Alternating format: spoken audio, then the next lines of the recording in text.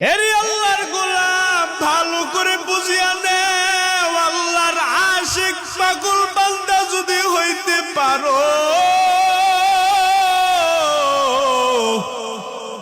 এমনি তো আল্লাহওয়ালারা এমনি তো তাদের কেরামতি দেখায় নাই। আল্লাহর প্রিয় বান্দা যদি হতে চাও, আল্লাহ দুনিয়াতে কেন পাঠাইছে আগে তাকাইয়া দেখ। আল্লাহ দুনিয়াতে কেন বান্দারে পাঠাইলেন? এরে বান্দা, এক নাম্বার সিগন্যাল থেকে জবাব নেও। আল্লাহ এখানে পাঠাইলেন ইবাদতের জন্য, ভিন্ন কোনো মাকসাদ নাই। দুনিয়ার সব মাখলুকরে আমার আল্লাহ দুনিয়ায় পাঠাইয়া জানাইয়া দেয়, শক্তিশালী ঘোড়া, শক্তিশালী হাতি, শক্তিশালী বাঘ, সব কিছু বান্দা তোর গোলাম আমি আল্লাহ বানাইয়া দে। রাস্তার মধ্যে তালাশ করিয়া দেখবেন, শক্তিশালী হাতির উপরে একজন মানুষ, সাধারণ মানুষ বসে থাকে, আর মানুষের কাছে 5 টাকা 10 টাকা 20 টাকা করে চাঁদা নেয়, নাইনি? শক্তিশালী হাতির কথাও, শক্তিশালী হাতি মানুষ চালাইতেছে, মানুষের কথা অনুযায়ী চলতেছে। আরে আল্লাহর বান্দারা, এখান থেকেই জবাব নেওয়া যায়। শক্তিশালী হাতি মানুষের গোলাম, শক্তিশালী বাঘ মানুষের গোলাম, শক্তিশালী ঘোড়া মানুষের গোলাম, শক্তিশালী গরু মানুষের গোলাম। একটা গরু যদি বনি আদমরে হরতাল দিয়া দেয়, হে বনি আদম আমি রাগ করিয়া পালাইলাম, আজ থেকে আমি আর দুধ দিব না, বলেন বনি আদমের দাদার ক্ষমতা আসেনি দুধ দহন করবে? রব্বি আল্লাহ লা ইলাহা গায়রুহু ওয়া নাবিহে মুহাম্মদ মুস্তাফাহু জাহা তক এই রব্বুবিয়ত খুদা কা वहाँ तक ए नबुवत मुस्तफा का इबादत करबो एकमात्र का। আল্লাহর ইবাদত করার পর আল্লাহ কোরআনের মধ্যে আপনারে আমারে জানায়, রে বলা দৌলত খান এলাকার মুসলমান ভালো করে বুঝিয়া নেয়, আল্লাহ এক নম্বরে সিগন্যাল দিয়া জানায়, দুনিয়ার মানুষরে আমি আল্লাহ জানাই, এ বান্দারা তোমরা দুনিয়ার মধ্যে থাকি এক নম্বরে তোমাদের উপর হক চাপাইয়া দিলাম। এক নম্বরে আমি আল্লাহ বললাম ওয়াবুদুল্লাহ, এক নম্বরে ইবাদত করবা আমি আল্লাহ। তারপরে আল্লাহ 2 নম্বরে জানাইলেন ওয়াবুদুল্লাহ ওয়ালা তুশরিকু বিহি শাইআ। আল্লাহ জানাইয়া দেয়, এক নম্বরে ইবাদত করবা আমি আল্লাহর। তারপরে আমি আল্লাহ জানাইয়া দিলাম ইবাদত করার পরে বান্দা যে ইবাদত করবা, 2 নম্বরে শিরিকের গুনাহ করবা না। শিরিকের গুনাহ বড় মারাত্মক, শিরিকের গুনাহ আমার আল্লাহ বিন্দু পরিমাণ সহ্য করতে পারে না। কারণ বান্দা ইবাদত করবা আল্লাহর, এই ইবাদত করতে গিয়া যদি শিরিকের গুনাহ করিয়া ফালাও, বলেন তো ইবাদত করতে গেলে সেজদা দেওয়ার প্রয়োজন আছে না নাই? সেজদা দেওয়ার প্রয়োজন আছে, তবে আল্লাহর ডাকারও প্রয়োজন আছে। সেজদা দিতে গিয়ে এবার আপনাদেরকে আমি একটা প্রশ্ন করি, বুঝলে জবাব দিবেন, না বুঝলে চুপ থাকবেন। আল্লাহর ইবাদত করতে গিয়ে সিজদা দেওয়ার প্রয়োজন, তবে বলেন সিজদা দেওয়া ভালো না খারাপ? সবাই বলেন, বুঝা বলছেন নি? সাউন্ড কমে গেলে ভাই, সাউন্ড কমতাছে। সিজদা দেওয়ার প্রয়োজন। আপনাদেরকে আমি জিজ্ঞাসা করলাম, ও মুসলমান বলো, সিজদা দেওয়া ভালো না খারাপ? আপনারা জবাব দিলেন সিজদা দেওয়া ভালো। এবার সিজদা দেওয়া ভালো বললেন। আর যদি আপনাদেরকে জিজ্ঞাসা করি, ও মুসলমান বলো, সিজদা দেওয়া ভালো যদি কোনো ব্যক্তি যাইয়া সিজদাটা কোনো মাজারের মধ্যে দেয়, বলো ভালো নি? এর চাইতে খারাপ আর হতে পারে? সিজদা দেওয়ার প্রয়োজন। ও মুসলমান, আল্লাহর কদমে সিজদা দেবে, এটা বড় ইবাদত। আর এই সিজদাটা যাইয়া যদি মাজারের মধ্যে দাও, বাবার কদমে দাও, পীরের কদমে যাইয়া দাও, বলো সিজদা দেওয়া কোনদিন ভালো হবে নাকি? এই জন্য তো আল্লাহ এক নম্বরে জানাইয়া দিলেন। আল্লাহ এক নম্বরে বললেন আল্লাহর ইবাদত, দুই নম্বরে জানাইয়া দিলেন, ও বান্দা, শিরকের বিন্দু পরিমাণ গন্ধ আমি আল্লাহ সহ্য করতে পারি না। অতএব বান্দা ইবাদত করব রবের, আর এই রবের কোরআন দিয়ে চলবো। রবের কোরআনের মধ্যে কি বলতেছেন? ওয়ালা তুশরিকু বিহি শাইআ, বিন্দু পরিমাণ শিরিকের গন্ধ আমার আল্লাহ সহ্য করতে পারে না। এবার আপনাদেরকে একটু সামনে আগাইয়া দেই। মুসা নবী একবার রাস্তা দিয়া হাইটা যায়, হঠাৎ করে তাকাইয়া দেখে এক আল্লাহর বান্দা বসে বসে বসে বসে আমার মাওলার তাসবিহ জপতেছে। মুসা নবী ডাক দিয়া কয়, আল্লাহর বান্দা, এখানে বসে বসে তুমি আমার মাওলার কয়দিন ধরে তাসবিহ জপতেছ? আল্লাহর বান্দা ডাক দিয়া কয়, এখানে আমি বসে বসে আমার মাওলার ইবাদত করি। একদিন নয়, দুই দিন নয়, এক বছর নয়, 2 বছর নয়, 3 বছর নয়, আমি এখানে আমার মাওলার ইবাদত করি টানা 400 বছর। মুসা নবী ডাক দিয়া কয়, আল্লাহর বান্দা, তোমার আজ আমি বলতেছি, বলো তোমার এই ইবাদত করতেছো, এখানে বসে বসে আমার মাওলার ইবাদত করা, বলো এখানে তোমার মনের কোনো তামান্না আসেনি? তোমার দিলের কোনো আশা না আসেনি? আমারে বলতে পারো? আল্লাহর বান্দা ডাক দিয়া কয়, আমার মনের বড় তামান্না, আমার মনের বড় আশা,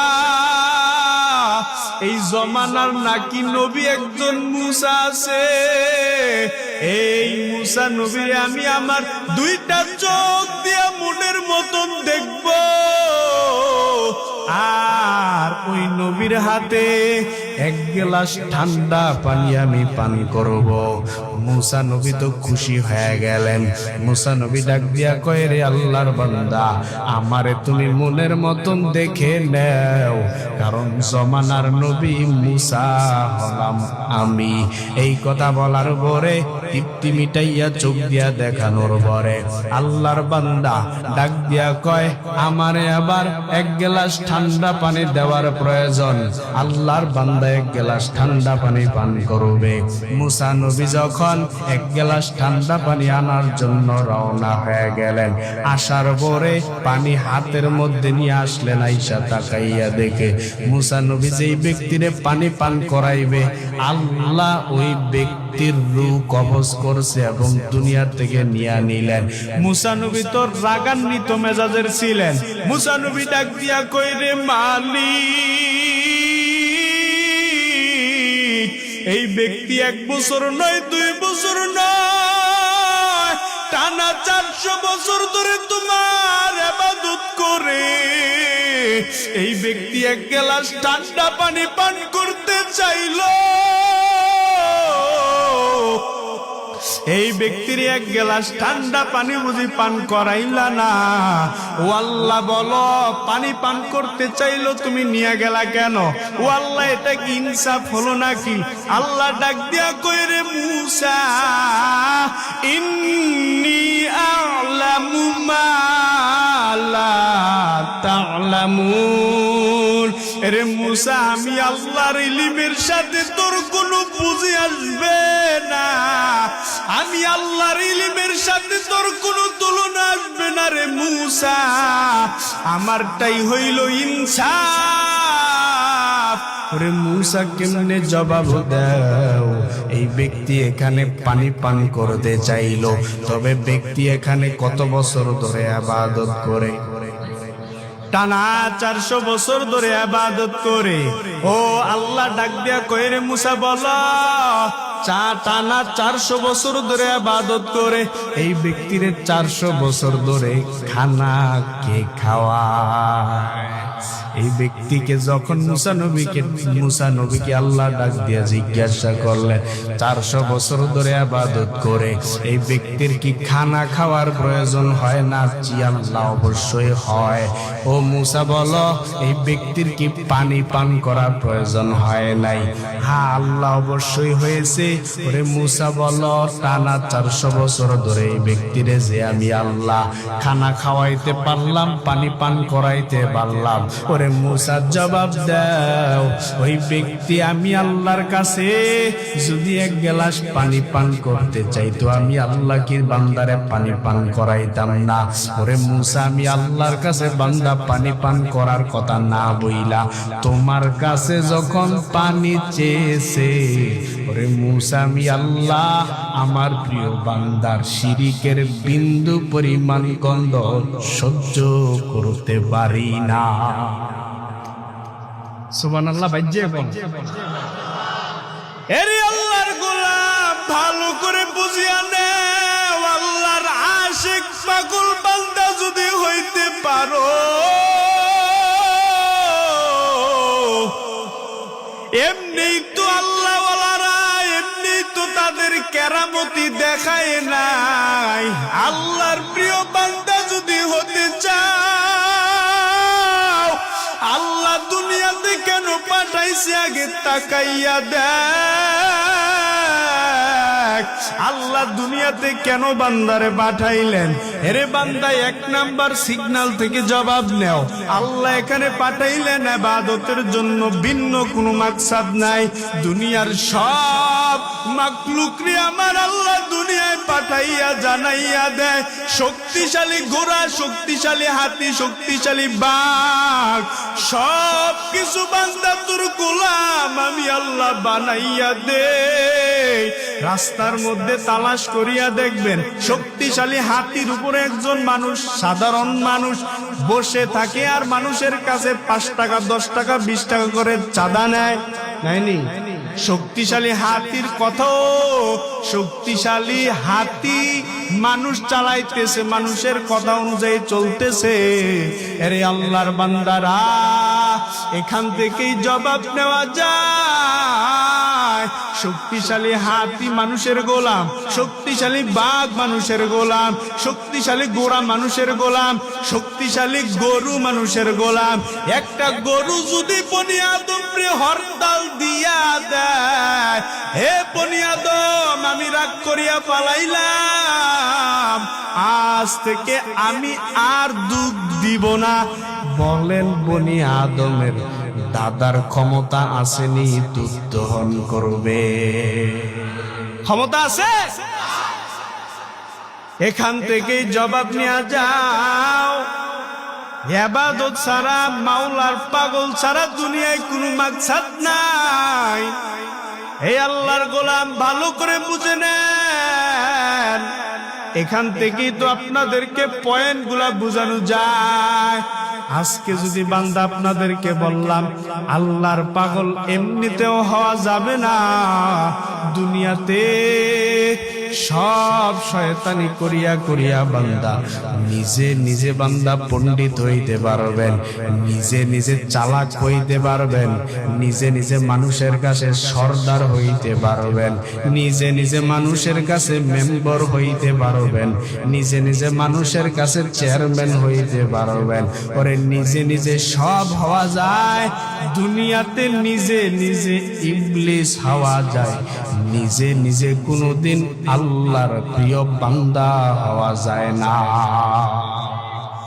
আল্লাহর প্রিয় বান্দা হতে হলে আগে সম্পর্ক করতে হবে কার সাথে? উলামায়ে কেরামের সাথে। আগে করবেন কার লগে? কারণ ওয়ারাসাতুল আম্বিয়া, উলামায়ে কেরাম নবীর ওয়ারিস ওরাসাতুল আম্বিয়া হযরত উলামায়ে কেরাম হলেন নবীর ওয়ারিস।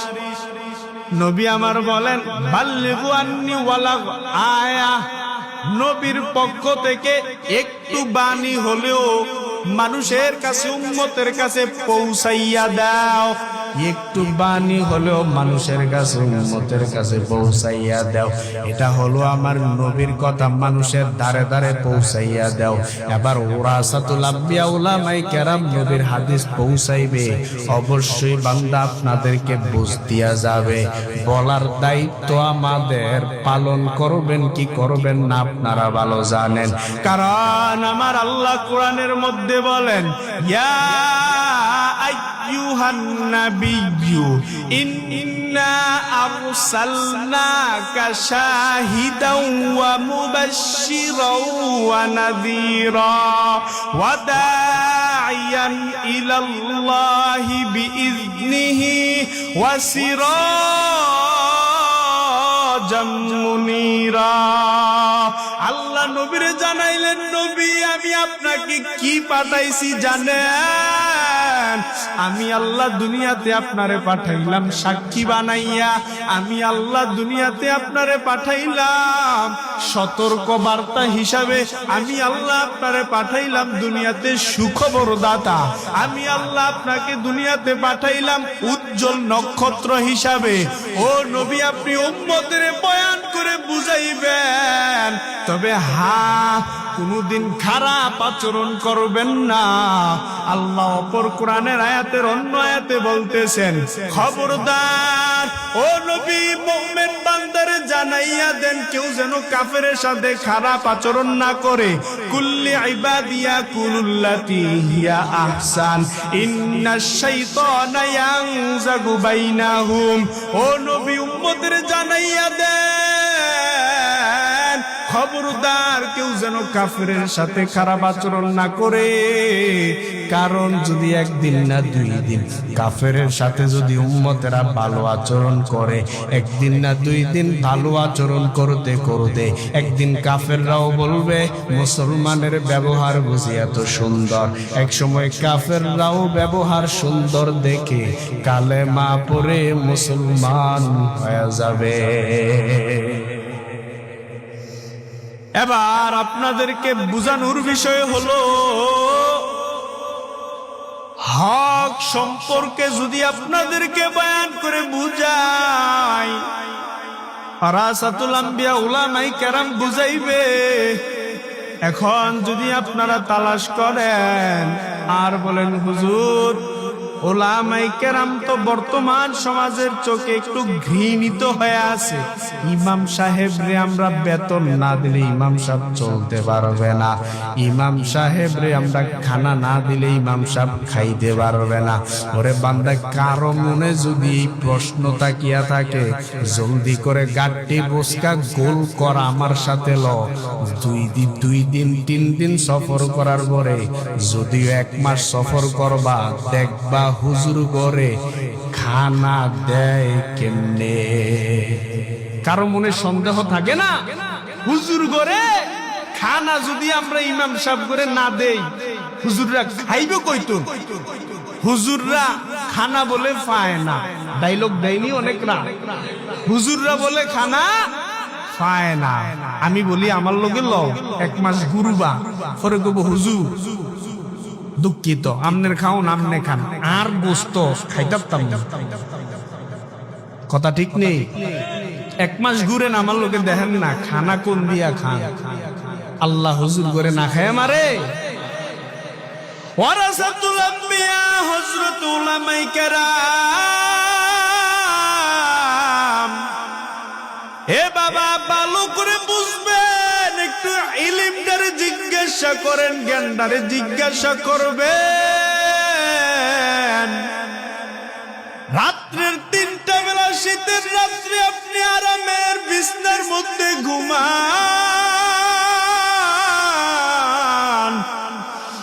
আর আপনার যদি কেউ জিজ্ঞাসা করে মাদ্রাসার মধ্যে কি পড়ানো হয়, ছোট্টবেলা থেকে হেফজখানায় পড়েছি, বুঝেছি কত কষ্ট।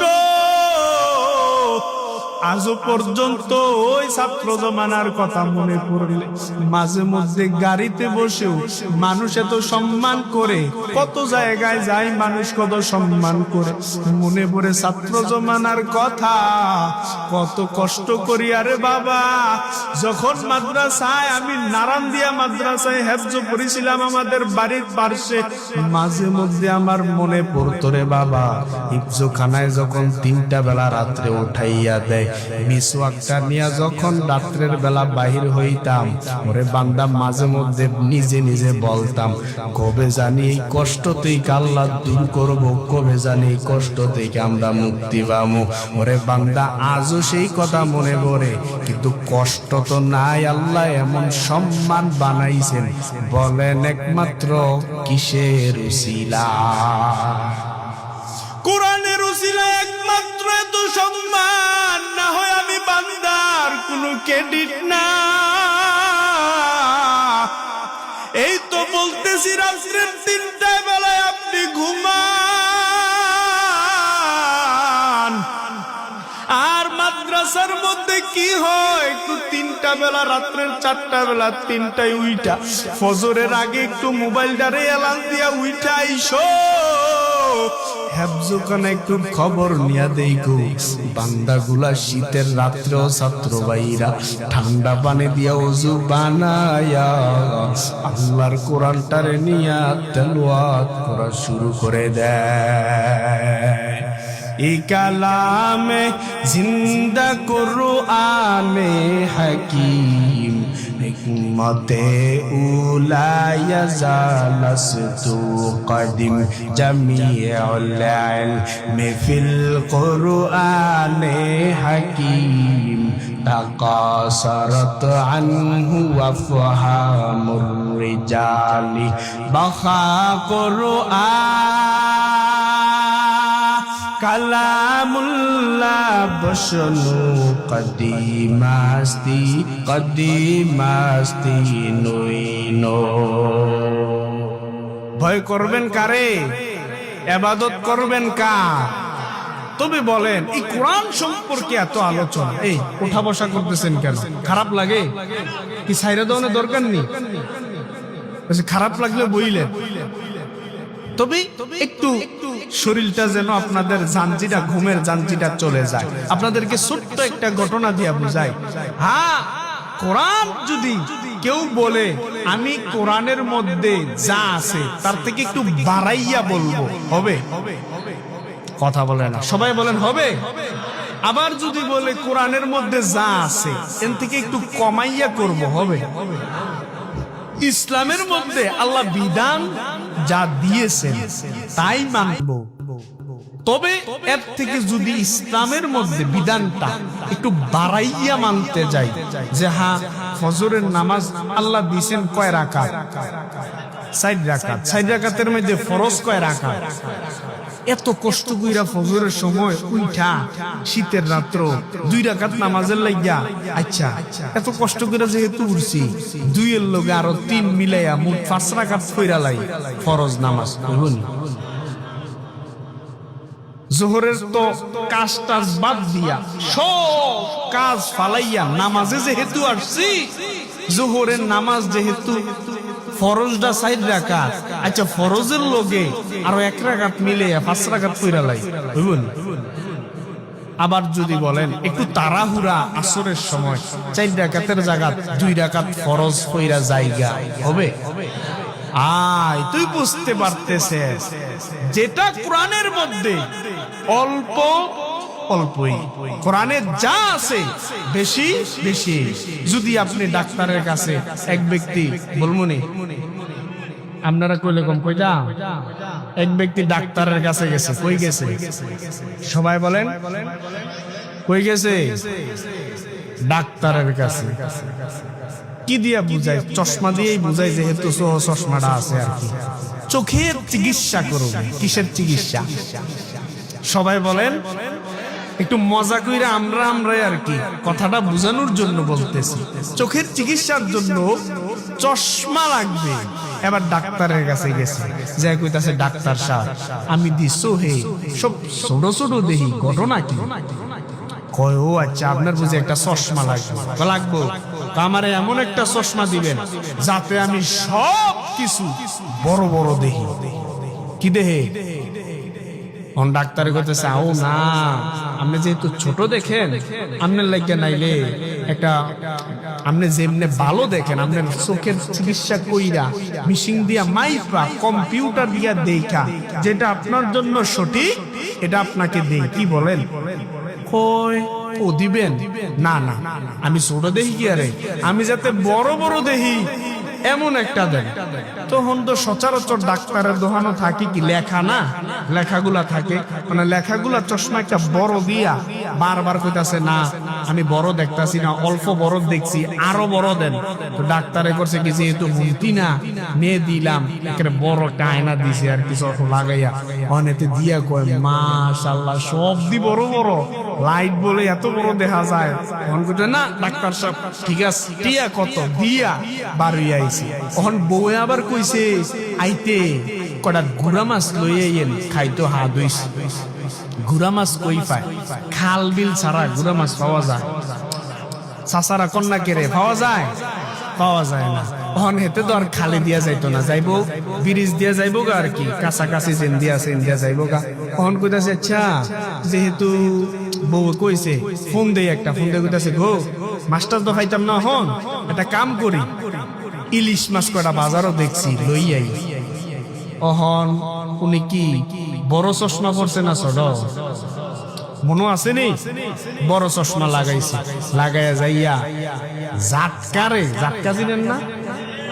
জাটকা ছোট ছোট ইলিশ, আপনাকে এলাকায় কি কয় তত জাটকা হই। হ্যাঁ যাক, ফেস আছে তো, ওই গেছিলাম পাবনা বয়ান, এও কইতাছি আও ফেট যে দেয় আবার যে ঘাস যে দই, জুহুনি গরুরে যে ঘাস খাওয়ায় না, ঘাস দই না, এটার আপনারা কি কন? হ্যাঁ কি? আচ্ছা যাই কোন, আমিও কইতারি না গীতা কইতে আছে তো জুহুনি কই আর কি, আমি কই না, আমি জুহুনি বুঝাইতাছি আও গাছ যে লাইরা সাইরা দই বুঝতেছে না তারা। তখন আমি আবার লগে সভাপতি বইয়া রয়েছে, সভাপতিরে কইছি ও আমনে বুঝছেন নি? কয় না, লগে হুজুরে বইয়া রয়েছে, আমনে বুঝছেন নি? আমনে একটু বুঝাই দিয়েন। আমি নিজে বুঝলে না তারপরে বুঝাইতাম। ফেসও আমি পড়ছি না, অনেক লাগে জিজ্ঞাসি আর কি, জাটকা মাছ এটা তো সচরাচর বোঝা যায় নাকি? জাটকা মাছ লইয়া বইয়া রয়েছে আরো ওনা, উনি তো বড় বড় চশমা বইতেছে না, আইয়া দেখতাছে জাটকার সাইজটা কিন্তু বেশিরভাগ লাল ঠায় না। তখন কয়ে লাল লাল ইলিশ, সাতপুরে ইলিশ না এডি?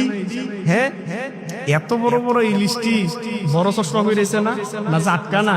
জিগাইছে ভাই ইলিশ কত কইরা? বেটা যখন কইছে 300 টাকা কেজি, কই সুবহানাল্লাহ, এটা কি কো ভাই হাসানি কহ 300 এ দাও? লাল লাল ইলিশ এতরা হেতে 300 টাকা করে কেমনে বেছে? তাড়াহুড়া কইরা আমার 5 কেজি দেন, 5 কেজি দেন। 5 কেজি লইয়া ব্যাগ ম্যাগ লইয়া কই বাইক, অহন কি বউ দৌড়ানি চালাইব নি?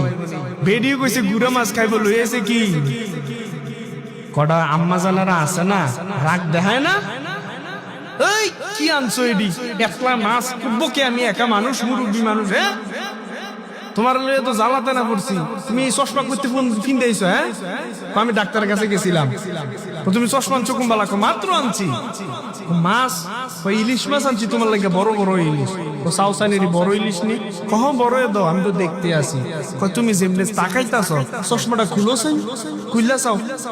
চশমাটা খুলছে, খুললা কই ইন্না লিল্লাহ, সব দিয়ে জাটকা লই আইছি। দেখছো সব তো ডাক্তারের। আচ্ছা ডাক্তারে কি ইচ্ছা করে দিছে? এবারে কই আনছে না, কই সব দোষ ডাক্তারের। ডাক্তারের কাছে যাইয়া কয় ডাক্তার সাহেব আপনি আমার লিখিতা দিছেন, হ্যাঁ এই চশমা দিছেন, 2টা আয়না লাগাই দিছেন, আমি ইলিশ মাছ মনে করে জাটকা লইয়া বাইর গেছি গা, আপনার কামটা হইল নি?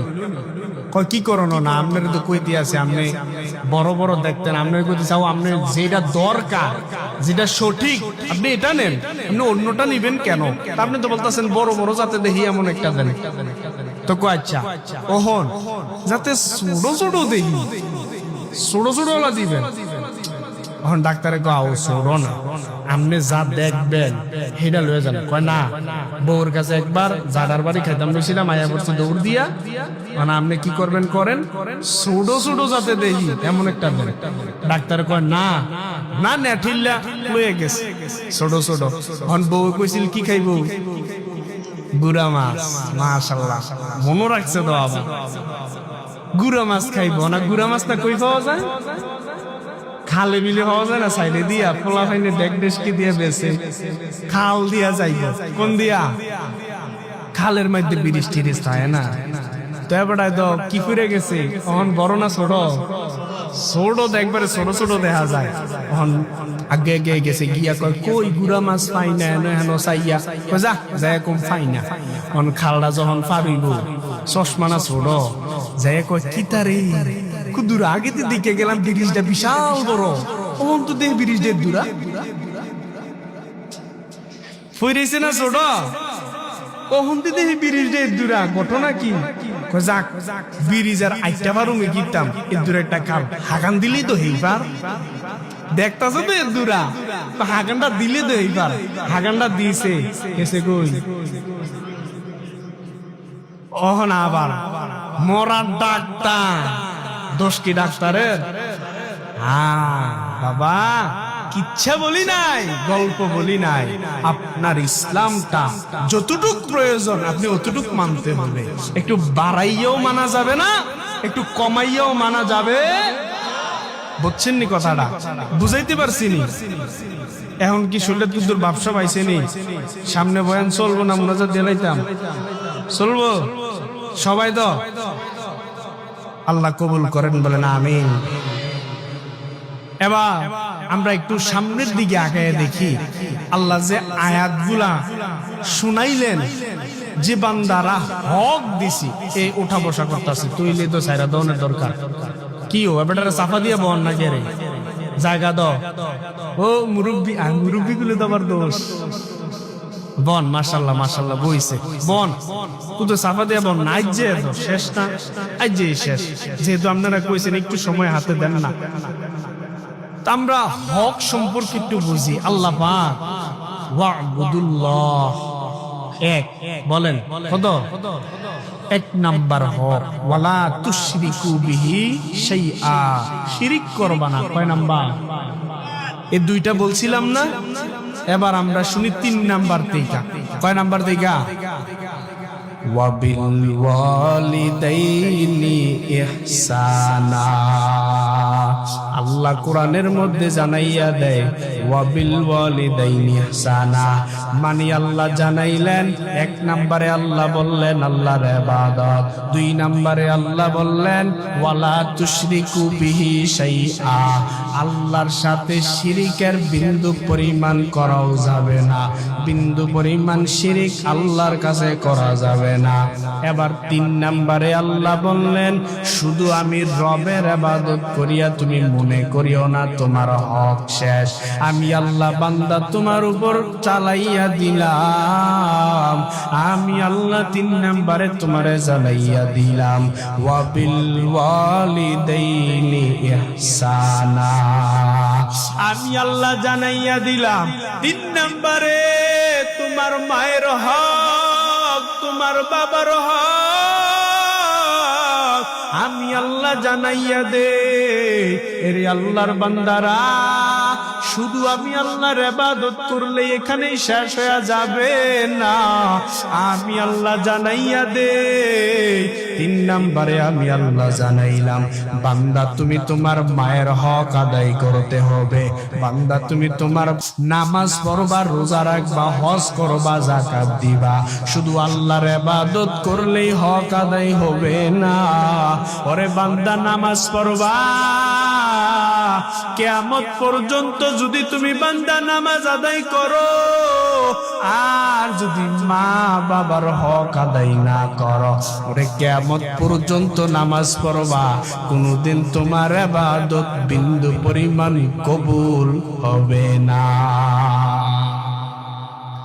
মা বাবার দোয়া দরকার আছে না নাই? আরে আল্লাহর গোলাম, মা বাবার দোয়া বড় প্রয়োজন। ও ছাত্র ভাই, আজকে তুমি মনে করতেছো দুনিয়ার মধ্যে যারা, ও যুবক মনে করতেছো আজকে কলেজের মধ্যে ভার্সিটির মধ্যে যাইয়া আমার মতন মেধাবী কেউ নাই, আমি তো এ প্লাস পাইলাম, আমি তো 1 নাম্বার ছাত্র। ওরে বান্দা, না না, মনে করিও না এমনটা। তোর মায়ের দোয়ার কারণে প্লাস পাইছো। আজকে আমি আব্দুল কাইয়ুম কোথায় আসছি, আমি বক্তা হইলাম কেমনে, এত সম্মানিত হইলাম কেমনে রে বান্দা? মনে করিও না নিজের ক্রেডিট। মা বাবার ওস্তাদ যদি দোয়া না করতো আমি এখানে বসতে পারতাম না। অতএব বান্দা, মায়ের দোয়া প্রয়োজন, বাবার দোয়া প্রয়োজন। তবে বান্দা, আল্লাহ কেমনে আইনা লাগাইলেন একটু ভাবছেননি, চিন্তা করছেননি? 1 নম্বরে আল্লাহর হক, আল্লাহর ইবাদত। আল্লাহ কিন্তু তারপরে জানাইলেন যে বান্দা, আমি আল্লাহ তোরে কোথায় নিয়া তোর মায়ের হক লাগাইছি জানো নি? আমি রবের সাথে তোর মায়ের হকটা আমি আল্লাহ লাগাইয়া দিলাম। রব্বির হামহুমা কামা রব্বায়ানি সগীরা। আমি আল্লাহ তোর মায়ের হক, তোর মা বাবার শব্দটা আমি রবের সাথে তুলনা করি, কারণ আমি রবের ইবাদত শুধু করবি এখানেই ক্ষান্ত হলে হবে না। আমি আল্লাহ জানাইয়া দেই রে গোলাম, আমি আল্লাহর ইবাদতের পর তুই তোর মায়ের হক আদায় করবি, তুই তোর মা বাবার খেদমত করবি। তবে সমাজের মধ্যে এমন কিছু কুলাঙ্গার সন্তান দেখা যায়, কিছু সন্তানেরা আজকে টাকা পয়সার মালিক হওয়ার পরে মা বাবা বৃদ্ধ হয়ে গেছে, নিজে একটা বড় বিল্ডিং বানাইছে, টাইলস করে লাগাইছে। এমনও সন্তান দেখা যায় মা বৃদ্ধ হয়ে গেছে, বাবা বৃদ্ধ হয়ে গেছে, এখন একটু উঠতেও পারে না, বড় দুর্বল হয়ে গেছে। মা এখন বিছানায় প্রস্রাব করিয়া দেয় অজান্তে। এমনও কুলাঙ্গার সন্তান আছে মায়ের ঘৃণার চোখে তাকাইয়া নিজে অট্টালিকা বিল্ডিং এর মধ্যে ঘুমায়, আর নিজের আপন মায়ের নিয়া বাহিরে ছোট্ট করে রাখে, আসে না না? আরে আল্লাহর গোলাম, ও যুবক ভাই, পা দুটা যদি আগাইয়া দো আমি পায়ে হাত রেখিয়া বলতে রাজি, ওরে মায়ের হক আদায় করি, ওরে যুবক বাবার হক আদায় করিও। যেই সন্তানেরা মায়ের হক আদায় করো না, মায়ের তুচ্ছ চোখে দেখতেছ, ও সন্তান তোমার একটু সুন্দর করে আমি বুঝাই, অনুরোধ করিয়া তোমারে বুঝাই রে বাবা। ওরে যুবক, তোমারে কেমনে বুঝাইলে জানি তুমি বুঝবা আমি এখনো জানি না। এরপরও তোমার একটু ছোট্টবেলার কথাটা স্মরণ করিয়া দিই। ছোট্টবেলা সন্তানটা যখন মায়ের কোলের মধ্যে থাকে, ওরে বান্দা, মা সন্তানের কত আদর করে, কত লালন পালন করতো। কোন যুবক যদি ওই কথাগুলো চিন্তা করো, কোনদিন মায়ের সাথে খারাপ আচরণ করতে পারবি না। কারণ ছোট্টবেলা যখন মা সন্তানের রাত্রের বেলা নিয়ে ঘুমাইতেন, মা যখন শীতের রাত্রের বেলা ঘুমাইতেন, সন্তানরে পার্শ্বে নিয়ে যখন ঘুমায়, হঠাৎ করে যখন সন্তান বিছানার মধ্যে প্রস্রাব করিয়া দেয়, প্রস্রাব করার সময় মা কিন্তু হট করে ঘুমটা ভেঙে যায়। ভাঙ্গার পরে নিজে নিজে বলে, আমার সন্তানের শীতের রাত্রে প্রস্রাবের জায়গায় রাখা যাবে না, এই দিক দিয়া ঠান্ডা লাগবে, ভিজা। মা নিজে সন্তান তারে ডান পাশা থেকে বাম পাশে নিয়ে রাখে, কারণ সন্তানের ঠান্ডা লাগবে। এই কষ্টে মা নিজে নিয়ে সন্তানের বাম পাশে নিয়ে ঘুমায়। আবার কিছুক্ষণ পরে যখন সন্তান বিছানার মধ্যে প্রস্রাব করিয়া দেয়, বাম পাশে প্রস্রাব করার পরে মা এবার ডান পাশেও ভিজা, বাম পাশেও ভিজা। মা সন্তানের ডানেও রাখে না, বামেও রাখে না। মা দেখবেন সন্তানের নিজের বুকের মধ্যে নিয়া রাত্রের বেলা ঘুমায়, ঠিক নি? আর যে কুলাঙ্গার সন্তান এমন একটা মায়ের কষ্ট দেও রে বাবা, আজ বুঝিয়া নেও মায়ের কষ্ট দিয়েছ, মনে করতেছো তুমি আজকে বুঝি সবল, তোমার বাহুবলের শক্তি বেশি। ওরে একটু তাকাইয়া দেখ, তোর দাদার দিকে তাকাইয়া দেখ, এমন একটা সময় ছিল তোর দাদাও কিন্তু বাহুবলের শক্তি দেখাইতো। আজকে তাকাইয়া দেখ, তোর দাদার দিকে তাকাইয়া দেখ, ওরে তোর দাদা এমন বুড়া হইছে, আজকে একটা লাঠি ছাড়া একটা কদম সামনে আগাইতে পারে না, ঠিক নেই? এরে যুবক, ভালো করে বুঝবি, ওই মায়ের যদি কষ্ট দেও, ওই মা বাবার হক যদি আদায় না কর, এরে যুবক ভাই, এখান থেকেও যদি বাদ দিয়া তোর মায়ের প্রসব বেদনার সময়ের কথাটা মনে করিয়া দেও। বর্তমান চিকিৎসক বিজ্ঞান বলে মানুষ কতটুকু যন্ত্রণা সহ্য করতে পারে। বর্তমান জমানার মধ্যে চিকিৎসক বিজ্ঞানরা বলে একটা মানুষ মাত্র 45 ডিগ্রি সহ্য করতে পারে।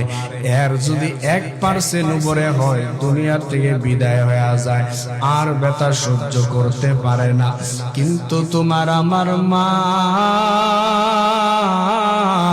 যখন তোমারে আমারে দুনিয়াতে আনছে,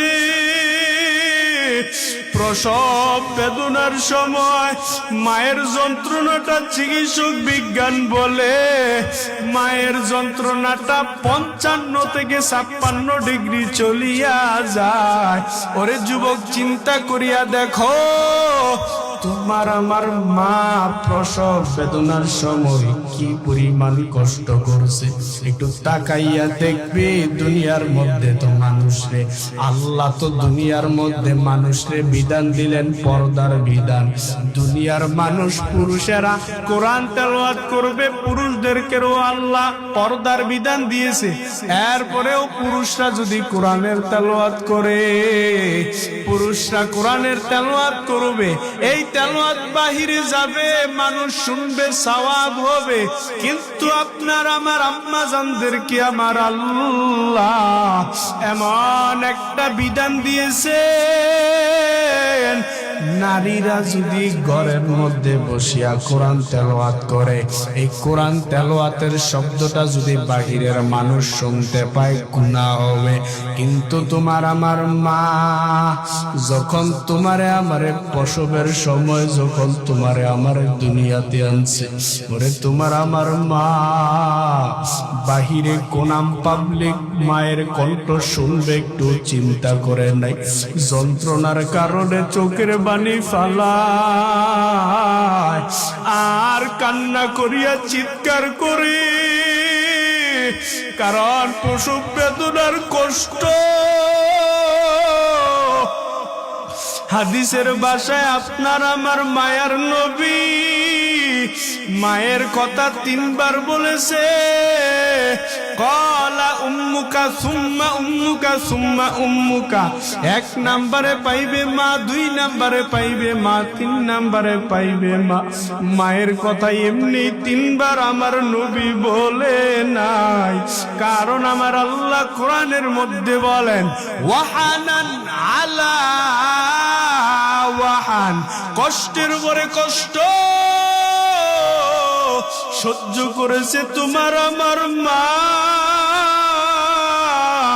কারণ প্রসব বেদনার সময় মনে হয় যেন মায়ের কষ্টের কারণে মায়ের মাথার মধ্যে 7 আসমান ভেঙে পড়ে। ওরে এই কথাগুলো যদি কোনো যুবক চিন্তা করো, কোনোদিন মায়ের কষ্ট দিতে পারো না, ঠিক নেই? জীবনের মূল কষ্ট মায়ের, প্রসব বেদনায় সাত আসমান সাত জমিন তখন মায়েরই মাথায়। এমন মাকে কে বলিয়াজি, এমন মাকে কেমনিয়াজি যাব আমি ভুলিয়া। ও আমার প্রাণের মা, মা গো মা, কোথায় গেলে মোরে ছাড়িয়া। জনম দুঃখী ইয়তীম আমি, চায় না কেহ ফিরিয়া। ও আমার প্রাণের মা, মা গো মা, কোথায় গেলে মোরে ছাড়িয়া। জনম দুঃখী ইয়তীম আমি, চায় না কেহ ফিরিয়া। খারাপ লাগে? আমি যখন ছিলাম আমার মায়েরই গর্ভেতে,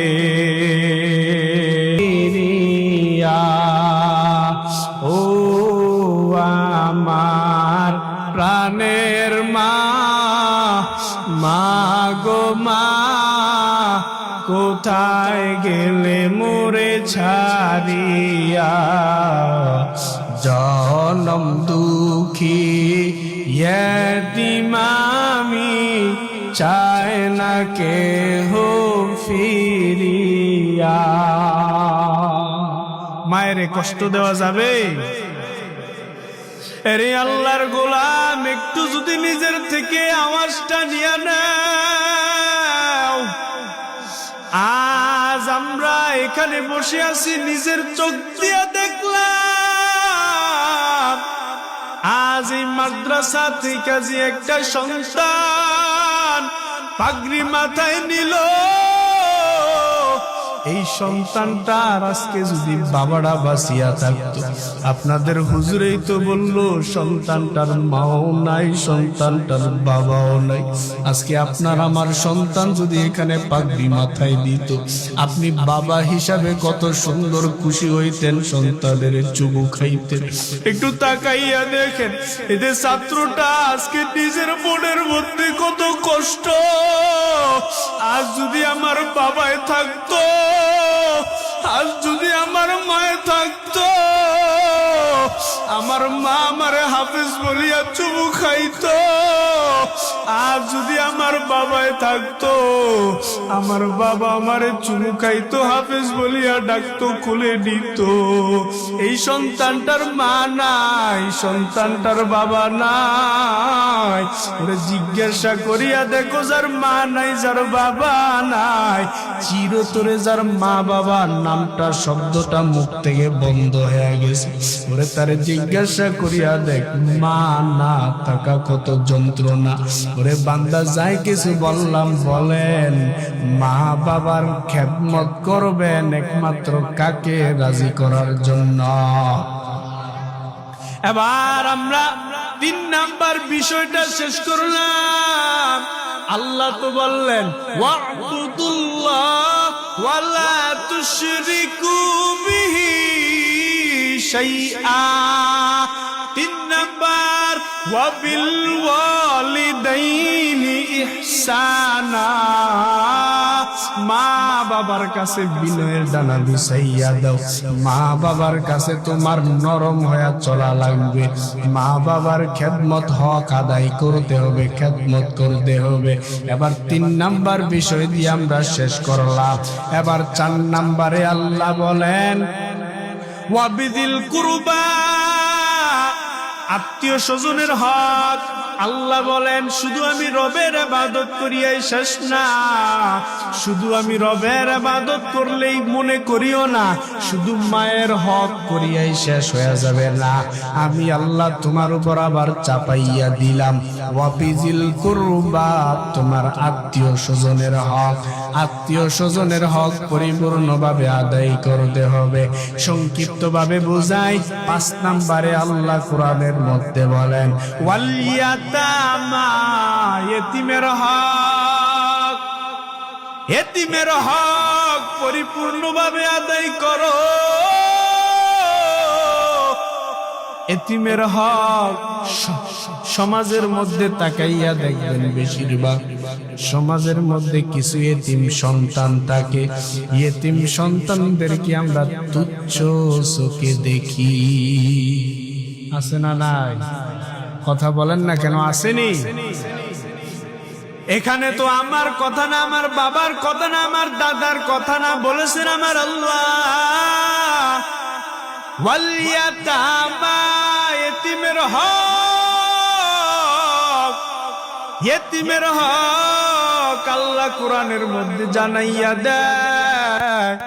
ও এলাকার মুসলমান, মাদ্রাসা এখানে এতিমখানা আছে, প্রত্যেকটা এতিমের হক আপনার উপর কিন্তু জিম্মা পড়ে আছে। আপনি যদি এতিমের মাথায় হাত না বুলান, আপনি আমানত খেয়ানত করলেন, আপনার হক নষ্ট করলেন, এতিমের হকটা আপনি নষ্ট করিয়া দিলেন। আল্লাহ কিন্তু 5 নম্বরে জানাইয়া দিলেন ওয়াল ইয়াতামা, এতিমের হক পরিপূর্ণভাবে আদায় করতে হবে। একটু সামনে আগাইলে বুঝাইতে পারতাম এতিমের হক। আগামনি সময় দিবেন না মুনাজাত দেমো? একটু সময়, একটু হবে নি, উঠা বসা করেন না, কষ্ট করে উঠা বসা করেন না, একটু সময় দেন। ওয়াল ইয়াতামা, এতিমের হক পরিপূর্ণভাবে আদায় করবা। আমার মায়ার নবী রাহমাতুল লিল আলামিন একদিন রাস্তা দিয়া হেঁটে যায়, হঠাৎ করে তাকাইয়া দেখতেছেন একটা ছোট্ট বাচ্চা মাঠের কিনারায় বসে বসে কান্না করতেছে। অন্যান্য ছেলেরা খেলাধুলা করতেছে, আর একটা ছোট্ট বাচ্চা পরনের মধ্যে কোনো পোশাক নাই, কাপড় নাই, উলঙ্গ অবস্থায় বসে বসে কান্না করতেছে। মায়ার নবী আমার ডাক দিয়া কই রে, ও সন্তান তুমি এখানে কেন? একা একা বসে বসে কান্না করতেছো কেন? ও সন্তান একটু বলবানি, তুমি কেন এখানে একা একা বসে কোনো কান্না করতেছ? অন্য সন্তানেরা খেলাধুলা করতেছে, তুমি এখানে বসে বসে কেন কান্না করতেছ? ছোট্ট সন্তানটা ডাক দিয়া কয়, ও নবী আমার, এই সন্তানরা খেলাধুলা করতেছে, তাদের গায়ে পোশাক আছে, জামা আছে, তাদের খেলনা দুলনা কিনা দেওয়ার মতন তাদের মা আছে, বাবা আছে। ও নবী আমার, তাদের গায়ের মধ্যে কাপড় আছে, পোশাক আছে, আমার তো এই কাপড় কিনা দেওয়ার মতন আমার মা নাই, আমার বাবা নাই। তাদেরকে কাপড় কিনা দেওয়ার মতন তাদের মা আছে, বাবা আছে। নবী আমার ছোট্ট সন্তানটারে বলেন, বাবা চলো তুমি আমার সাথে রওনা করো। নবী আমার ছোট্ট বাচ্চাটারে নিয়ে বাড়ির দিকে রওনা হয়ে গেলেন। বাড়ি যাওয়ার পরে আম্মা জান আয়েশা রাদিয়াল্লাহু তাআলা আনহাকে নবী আমার ডাক দিয়া কয়, রে আয়েশা, এই সন্তানটারে আমাদের নিজের সন্তান মনে করিয়া এই সন্তানটারে সুন্দর করে গোসল করাইয়া দাও, এই সন্তানটারে সুন্দর করে সাজাইয়া দাও। নবী আমার এই কথা বলার পরে আম্মা জান আয়েশা রাদিয়াল্লাহু তাআলা আনহা সন্তানটারে নিয়া সুন্দর করে গোসল করাইয়া দিলেন। সুন্দর করে সাজাইয়া যখন নবীর সামনে দিলেন, নবী আমার তার নিজের চাদর থেকে চাদরটারে 2টা টুকরো করে খণ্ড করলেন। 2টা টুকরো করিয়া চাদরের একটা টুকরো নবী নিজে রাখলেন, দিলেন। আর একটা চাদরের টুকরা ওই ছোট্ট সন্তানটার গায়ের মধ্যে জামা হিসাবে ব্যবহার করে দিলেন। এবার ছোট্ট সন্তানটারে নবী আমার ডাক দিয়া কয়ে, রে সন্তান, চলো আমরা মসজিদে নববীর মধ্যে নামাজ আদায় করতে যাই। এই কথা বলার পর নবী আমার ছোট্ট সন্তানটারে নিয়া মসজিদে নববীর দিকে রওয়ানা। ছোট্ট সন্তানটারে নিয়া যখন মসজিদে নববীর দিকে যায়, নবী আমার মসজিদে নববীর মধ্যে নামাজ আদায় করার পর, মসজিদে নববীর মধ্যে নামাজ আদায় করা শেষ করিয়া, নামাজ শেষ করিয়া নবী আমার যেই মেহরাবের মধ্যে বসলেন, মিম্বারের মধ্যে বসলেন, নবী আমার মিম্বারে নিজে বসলেন। আর ছোট্ট সন্তানটারে মসজিদের নববীর মধ্যে মিম্বারের ডান পার্শ্বের মধ্যে সন্তানটারে সুন্দর করে বসাইয়া দিলেন। বসাইয়া সাহাবাই কেরামদেরকে ডাক দিয়া কয়, ও সাহাবাই কেরাম, আমি নবী তোমাদেরকে বলে দিয়া যাই, ইয়েতিমের হক তোমরা পরিপূর্ণভাবে আদায় করবা। ইয়েতিমের হক তোমাদের উপর আমার আল্লাহ দিয়া দিয়েছে। নবী আমার সন্তানটার মাথার মধ্যে একটা হাত রাখিয়া সাহাবায়ে কেরামদেরকে ডেকে ডেকে বলতেছে, ও সাহাবায়ে কেরাম, দুনিয়ার মধ্যে আমি নবী বলে দিয়া যাই, কেউ যদি কোন এতিম সন্তানের মাথার মধ্যে একবার ছায়া দান করো, একবার যদি হাত বুলাইয়া দাও, এতিম সন্তানের মাথায় যদি একবার হাত বুলাইয়া দাও, এতিমের মাথার মধ্যে তোমার হাতের নিচে যেই পরিমাণ চুল থাকবে, ওই পরিমাণ নেক তোমার আমল নামায় আমার আল্লাহ দান করে দিবে। ফজিলত আছে না নাই? এতিমের হক আদায় করা লাগবে কি লাগবে না? আরেকটু সামনে আগামো না, এবার মনে হয় বেশি হয়ে যেতেছে, মাঠ তো খালি হয়ে যেতেছে, আস্তে আস্তে উঠতেছে। আপনারা কইতাছেন হুজুর আজ্ঞান, হ্যাঁ তারা পিচ্ছেইতাছে, একটু বেশি হইতাছে। আমার মনে হয় যে আপনাদের উপর জুলুম হয়ে যেতেছে। কইতাছেন এরম আবার, হ্যাঁ একটু করতাম, আপনারা একটু আগে এখন না, আগে করলে তো আমি শুনি, ডাক গেবেননি, কাছে আসবেন, একটু কষ্ট করে কাছে আসেন। ওয়ালিয়াতামা এতিমের হক। তারপর নবী আমার বলেন, ও সাহাবায়ে কেরাম, আজ আমি তোমাদেরকে বয়ান করে বুঝাইয়া যাই। ও সাহাবায়ে কেরাম, আজ থেকে আমি নবী তোমাদেরকে জানাইয়া দিয়া গেলাম, এতিমের হক তোমরা পরিপূর্ণভাবে আদায় করবা। কারণ এই কথা বলেছেন একমাত্র কে? আল্লাহর কথা ফালানোর সুযোগ আসেনি, বলেন আছে? এবার 5 নাম্বার শেষ করিয়া 6 নাম্বারের দিকে আগান। 6 নাম্বারের মধ্যে আল্লাহ কোরআনের মধ্যে বলেন, ওয়াল মাসাকিন। আল্লাহ 6 নাম্বারের মধ্যে জানাইয়া দেয়, 1 নাম্বার মনে আছে? 1 নাম্বার কি? হ্যাঁ সারছে গাছ, এতক্ষণ কই বয়ান করছি, সবজি শেষ। 1 নাম্বার আল্লাহর ইবাদত। মাশাআল্লাহ, কেডা জানি কই দিছে রে, ওয়াবুদুল্লাহ ওয়ালা তুশরিকু বিহি শাইআ ওয়া বিল ওয়ালিদাইনি ইহসানা ওয়া বিযিল কুরবা ওয়াল ইয়াতামা। 5 নাম্বার পর্যন্ত বললাম ওয়াল ইয়াতামা, এতিমের হক। 6 নাম্বারের মধ্যে আমার আল্লাহ জানায় ওয়াল মাসাকিন। দুনিয়ার মধ্যে আমার আল্লাহ জানাইয়া দিলেন, ওয়াল মাসাকিন, বান্দা আমি আল্লাহ তোমাদেরকে বারবার বলতেছি, বান্দা ইতিমের হক আদায় করছো, ওরে বান্দা ওয়াল মাসাকিন, মিসকিনদের হক পরিপূর্ণভাবে আদায় করিও। ওরে বান্দা ইসলামটারে মানো মানো বলিয়া চিল্লাইলে হবে না, নবীর আদর্শ মানি মানি বলিয়া চিল্লাইলে হবে না।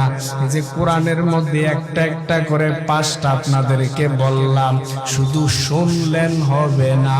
ওরে বান্দা আল্লাহর কোরআনটারে যদি 5টা দেইকা যদি কেউ একটাও বাদ দিয়া দেও, ওরে বান্দা একটা বাদ দিবা, আমার আল্লাহর কোরআনরে বাদ দেওয়া হয়ে গেল। খবরদার আল্লাহর কোরআন থেকে বিন্দু পরিমাণ কমানো যাবে না, বাড়ানো যাবে না। এই জন্য নবী আমার বলেন, দুনিয়ার মধ্যে যদি কেউ সুন্দরভাবে চলতে চাও, কেউ যদি দুনিয়াতে সুন্দরভাবে থাকতে চাও, খুতবার মধ্যে যে হাদিসটা পড়েছিলাম নবী আমার বলেন, দুনিয়ার মধ্যে 2টা জিনিস আঁকড়াইয়া ধরবা, কোনদিন পথভ্রষ্ট হইবা না, কোনদিন লাঞ্ছিত হইবা না। নবী আমার 2টা জিনিসের কথা বললেন, এই 2টা জিনিস আপনার আমার শোনার প্রয়োজন আছে না না? নবী আমার হাদিসের মধ্যে জানাইয়া দেয়, ক্বালা রাসূলুল্লাহি সাল্লাল্লাহু আলাইহি ওয়া আলিহি ওয়া সাল্লাম, তারাকতু ফীকুম আমরাইন লান তাদিল্লু মা তামাসসাকতুম বিহিমা, কিতাবাল্লাহ ওয়া সুন্নাত রাসূলি। নবী আমার বলেন, আমার কোন উম্মত যদি এই 2টা জিনিস আঁকড়াইয়া ধরে, এই 2টা জিনিস যদি কেউ আঁকড়াইয়া ধরে, কোনদিন কোন বান্দা লাঞ্ছিত হইবে না, কোনদিন কোন বান্দা পথভ্রষ্ট হইবে না। নবী আমার 1 নম্বরে জানাইয়া দিলেন কিতাব আল্লাহ, 1 নম্বরে হলো আমার আল্লাহর কোরআন কিতাব। নবী আমার 2 নম্বরে জানাইয়া দিলেন ওয়া সুন্নাত রাসূলি, 2 নম্বরে হলো আমার মায়ার নবীর সুন্নতের আদর্শ।